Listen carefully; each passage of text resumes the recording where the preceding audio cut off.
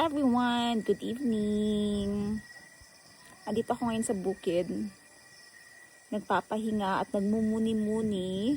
Nagre-relax, nag-unwind. Ang saya kasi sa bukid, no? Ito lang, tahimik.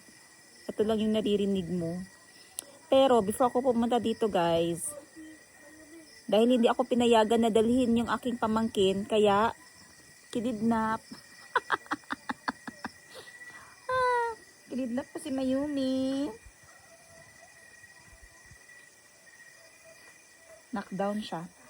Knockdown kasi malamig talaga ang hangin dito ngayon. At ang bilis niya pa siya lang. Kusa lang siya natulog dyan.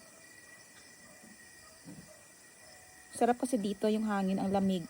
Tapos mahangin pa talaga ngayon. And walang ulan.